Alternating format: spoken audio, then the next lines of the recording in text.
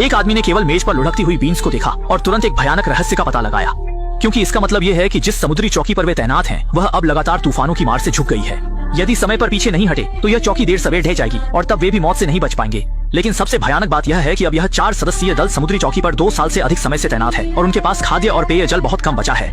लेकिन अजीब बात यह है कि नियमों के अनुसार हर 2 साल बाद वरिष्ठ अधिकारी नए साथी भेजते हैं ताकि वे उनकी जगह ले सकें। लेकिन अब तय समय बीत चुका है, फिर भी बदली करने वाले साथी अभी तक नहीं आए हैं। जब सभी लोग मायूसी में घिरे थे तो गश्त पर मौजूद श्याओ हाई ने डर के साथ देखा कि समुद्र में थोड़ी दूरी पर एक संदिग्ध जहाज धीरे धीरे पास आ रहा है। लेकिन अजीब बात यह है कि रडार ने उसे पहचान नहीं पाया। श्याओ हाई ने अनुमान लगाया कि वह जहाज शायद उन्हें बदलने के लिए आया हुआ है, लेकिन कप्तान ने देखा तो उसे कुछ गड़बड़ लगी। चूंकि वे यह नहीं समझ पा रहे थे कि सामने वाला दुश्मन है या दोस्त, कप्तान ने अलार्म बजा दिया और तीनों को तुरंत लड़ाई की तैयारी करने और तोप को उस अज्ञात जहाज पर निशाना बनाने का आदेश दिया। जैसे जैसे वह जहाज और करीब आता गया, सभी लोग तुरंत घबरा गए। ऊपर संचार अधिकारी लिसा ने उस अज्ञात जहाज से संपर्क करने के लिए ब्रॉडकास्ट के माध्यम से कोशिश की, लेकिन घंटों तक पुकारने के बाद भी जहाज से कोई प्रतिक्रिया नहीं मिली।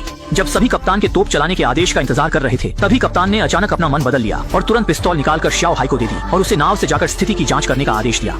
ये स्थिति देखकर श्याओ हाई अनिच्छुक था, लेकिन एक अच्छे सैनिक के रूप में उच्च अधिकारियों के दिए गए अंतिम आदेश के सामने उसे बिना किसी शर्त के मानना पड़ा। जैसे जैसे वह जहाज के करीब पहुंचा, उसे और भी अजीब लगा। सुरक्षा के मद्देनजर उसने पहले शिष्टाचार दिखाने का फैसला किया, फिर कार्रवाई करने का। हेलो। लेकिन घंटों तक हेलो करने के बाद भी कोई प्रतिक्रिया नहीं मिली और पूरा जहाज जंग से ढका हुआ था, बिल्कुल एक भूतिया जहाज की तरह। इस रहस्य को समझने के लिए श्याओ हाई ने अपने डर को काबू में रखते हुए डेक पर चढ़ाई की और जहाज के अंदर की जांच करने का फैसला किया। अनावश्यक परेशानी से बचने के लिए उसने अपनी कमर पर लगे वॉकी टॉकी को बंद कर दिया, लेकिन उसे यह नहीं पता था कि यह छोटा सा कदम उसे जल्द ही खतरे में डाल सकता था। लेकिन जैसे ही वह कॉकपिट में पहुंचा, उसने देखा कि वहां का सब कुछ बर्बाद हो चुका है और सभी इलेक्ट्रॉनिक उपकरण अब काम नहीं कर रहे थे। सभी संकेत यह दर्शाते थे कि यह जहाज बहुत समय से छोड़ दिया गया है। लेकिन अजीब बात यह थी कि जहाज पर अन्य लोग न तो जीवित दिखाई दे रहे थे और न ही उनकी लाशें। जैसे जैसे श्याओ हाई जहाज के अंदर बढ़ता गया, उसे आश्चर्यजनक रूप से वहां 4 सेट सुरक्षा उपकरण मिले। यह देखकर श्याओ हाई तुरंत समझ गया कि यह जहाज उन्हीं की बदली के लिए आया हुआ है। लेकिन अजीब बात यह है कि वे 4 बदली वाले सदस्य आखिर गए कहां? अच्छी बात यह थी कि जहाज के सामान अभी भी वहां थे। भूख से बेहाल श्याओ हाई ने खाना उठाया और पेट भरना शुरू कर दिया, लेकिन उसे यह नहीं पता था कि दूसरी ओर कप्तान पहले से ही चिंतित था। श्याओ हाई से संपर्क न होने पर उसे लगा कि श्याओ हाई किसी मुसीबत में है और उसने बिना कुछ कहे तुरंत परमाणु हथियार चालू करने की योजना बनाई। वह अपनी गर्दन से चाबी निकालता है और लिसा से दूसरी चाबी मांगता है। दरअसल परमाणु हथियार को सक्रिय करने के लिए 2 चाबियों की जरूरत होती है और दोनों के पास एक एक चाबी होती है। हालांकि लिसा कप्तान के इस कदम से सहमत नहीं थी, लेकिन चूंकि वह उसका वरिष्ठ अधिकारी था, इसलिए उसे आज्ञा का पालन करना पड़ा। जैसे ही दोनों चाबियां कंट्रोलर में डाली गई, चौकी के नीचे का परमाणु हथियार धीरे धीरे सक्रिय हो गया और कप्तान का उद्देश्य उस खतरनाक जहाज को पूरी तरह से नष्ट करना था।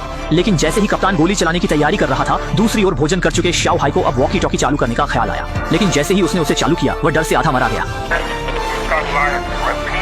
हमें झूठ मिला, यहाँ कोई नहीं, सब साफ। अच्छी बात यह थी कि कप्तान को समय पर श्याओ हाई की प्रतिक्रिया मिली और एक त्रासदी टल गई। फिर कप्तान ने श्याओ हाई को आदेश दिया कि वह उस जहाज को वापस लाए और जब श्याओ हाई को पता चला कि कप्तान उसे लगभग मारने वाला था, तो उसने चुपचाप उसकी आलोचना की। लेकिन अब कप्तान के पास श्याओ हाई पर ध्यान देने का समय नहीं था। वह अब यह समझने के लिए उत्सुक था कि उन 4 बदली वाले साथियों के साथ वास्तव में क्या हुआ। अपनी दुविधा को दूर करने के लिए उसने इंजीनियर गुआंगटो को जहाज की विद्युत प्रणाली की मरम्मत करने का संकेत दिया और फिर जहाज के नेविगेशन लॉक को निकालकर उसकी यात्रा की मार्गरेखा बनाई। आश्चर्य की बात यह थी कि जब उसने आखिरकार इसे खींचा तो उसे एक अजीबोगरीब मार्ग दिखा। इस बीच दूसरी तरफ के 2 लोग भी खाली नहीं बैठे थे। उन्हें लगा कि यह यहाँ से निकलने का सबसे अच्छा समय है। अगर वे इस जहाज को मिस कर देते तो उन्हें यहाँ से निकलने के लिए फिर से 2 साल इंतजार करना पड़ता। ये सोचकर उन्होंने अलग अलग काम करने का फैसला किया। रात में गुआंगटो ने चोरी से जहाज के अंदर घुसकर अपनी कई वर्षों की मरम्मत के अनुभव से उसे मरम्मत करने का निर्णय लिया। वहीं श्याओ हाई ने चुपचाप मुख्यालय को संदेश भेजा कि रोटेशन शिप आ चुकी है। वे लोग रोटेशन टीम के साथ 100 प्रक्रिया पूरी कर चुके हैं और उनकी अपनी 4 सदस्यीय टीम 3 दिन बाद वापस लौटेगी। अब उन्हें केवल जहाज के इंजन की मरम्मत करनी है और वे इस वीरान जगह से निकल सकते हैं। ये सोचकर दोनों में ऊर्जा भर गई। सौभाग्य से गुआंगटो की मरम्मत की कला बहुत अच्छी थी और थोड़े समय में उन्होंने जहाज को मरम्मत कर दिया। दोनों ने सोचा कि वे अब आखिरकार यहाँ से निकल सकते हैं, लेकिन जैसे ही वे जहाज से बाहर निकले, उन्होंने देखा कि कप्तान पहले से ही बाहर इंतजार कर रहा था और तुरंत ही उन्हें एक अजीब आदेश दिया। Break it up. क्योंकि जब तक नए बदली साथी नहीं आ जाते, चौकी पर किसी को रहना चाहिए और सभी को अपनी अपनी स्थिति से हटने की अनुमति नहीं थी। और फिर उन्हें उस जहाज को उड़ाने का आदेश दिया। लेकिन इस बार गुआंगटो सीधे गुस्से में आ गया। उसे लगा कि कप्तान का यह कदम निश्चित रूप से आत्मघाती है, क्योंकि यह शायद उनका यहाँ से निकलने का एकमात्र मौका था। गुआंगटो किसी भी कीमत पर गोली नहीं चलाना चाहता था। जैसे ही उसने अपनी बात खत्म की, कप्तान ने उसकी कान में गोली मार दी। कप्तान का इरादा मजाक करने का नहीं था। यह देखकर श्याओ हाई ने मजबूरी में जहाज को उड़ा दिया और कप्तान का यह कदम जनता के आक्रोश का कारण बना। पीछे से लिसा ने तेजी से हमला किया और तीनों ने मिलकर बेहोश कप्तान को घसीटकर एक कमरे में बंद कर दिया और लिसा ने इस मौके पर कप्तान की गर्दन से 2 परमाणु हथियार की चाबियां निकाल ली। अगले दिन सुबह श्याओ हाई खाना लाया। वह यह जानने के लिए उत्सुक था कि कप्तान ने उस जहाज को क्यों उड़ाया, लेकिन फिर कप्तान ने उसे एक बहुत बड़ा रहस्य बताया। असल में वह जहाज 3 महीने पहले ही रडार में दिखाई दे चुका था, लेकिन जब वे चौकी पर पहुंचकर सौंपने की तैयारी कर रहे थे तो अचानक मार्ग बदल दिया और गलत स्थान पर जाकर रुके रह गए। यह स्पष्ट था कि किसी ने जानबूझकर जहाज के लिए गलत स्थान प्रदान किया था। तो कप्तान को शक है कि जासूस या तो लिसा है या गंजा आदमी। इसीलिए उसने दृढ़ता से निर्णय लिया कि रोटेशन शिप को नष्ट कर दिया जाए ताकि जासूस को मीनार छोड़ने से रोका जा सके। लेकिन अब छोटा काला किसी भी तरह से कप्तान की बातों पर विश्वास नहीं करना चाहता। अचानक बाहर का गंजा आदमी क्रोधित हो गया और उसने लिसा का गला पकड़ लिया और उसकी गर्दन पर से 2 परमाणु हथियारों की चाबियां छीन ली। बिना कुछ कहे उसने चाबियां डाल दी, परमाणु हथियार को सक्रिय कर मीनार को पूरी तरह से नष्ट करने की तैयारी की। स्पष्ट रूप से अब गंजा आदमी जीवन की सारी उम्मीदें खो चुका है। जैसे ही स्थिति अत्यधिक तनावपूर्ण हुई, छोटा काला समय पर पहुंचा और गंजे आदमी को शांत रहने की सलाह दी। अगले ही पल गंजा आदमी वास्तव में अपने हाथों की गतिविधियों को रोक दिया। मूल रूप से महत्वपूर्ण क्षण में उसने अंतिम परमाणु हथियार पासवर्ड भूल गया। इस तरह एक संकट का अंततः समाधान हो गया। लेकिन ठीक उसी समय छोटा काला ने अचानक देखा कि कैद कप्तान सचमुच खिड़की से भाग निकला था। लेकिन यहाँ व्यापक समुद्र के बीच में अब कप्तान कहाँ छुप सकता है। अगले दिन जब छोटा काला मछली पकड़ने का जाल खींच रहा था, वह भयभीत हो गया जब उसने देखा कि उसमें एक मानव हाथ उलझा हुआ था।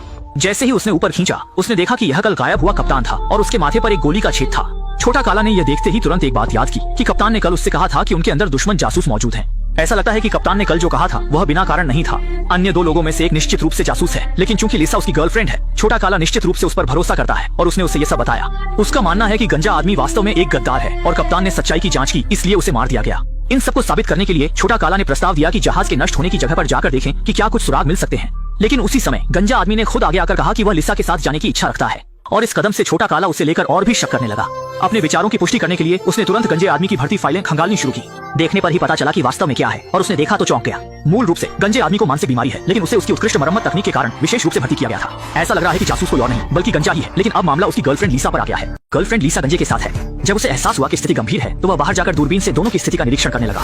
जैसा सोचा था, पास की नाव पर एक व्यक्ति अकेले ही वापस आ रहा था। गर्लफ्रेंड के हालात बेहद खराब होने का एहसास होते ही घबराए हुए छोटा काले ने चारों तरफ हथियार तलाशने शुरू कर दिए। पर उसे आश्चर्य हुआ जब उसने देखा कि लौटने वाली कोई और नहीं बल्कि उसकी गर्लफ्रेंड लिसा है। हालांकि लिसा बार बार समझा रही थी कि गंजा गलती से पानी में गिरकर मर गया, पर छोटा काले के मन में पहले से ही जवाब था। इसलिए देर रात जब लिसा गहरी नींद में थी, छोटा काला चुपके से शिफ्टिंग बोट की ड्यूटी रिकॉर्ड देखने लगा।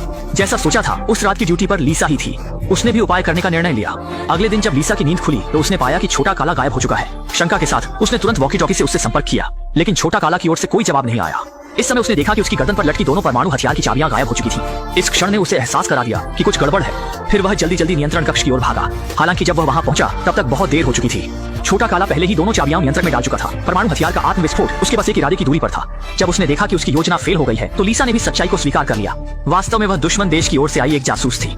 उसी दिन जब शिफ्टिंग बोट आई थी, उसने चुपके से वॉच टावर का लोकेशन डिवाइस हटा दिया और फिर शिफ्टिंग बोट को गलत स्थान पर ले गई।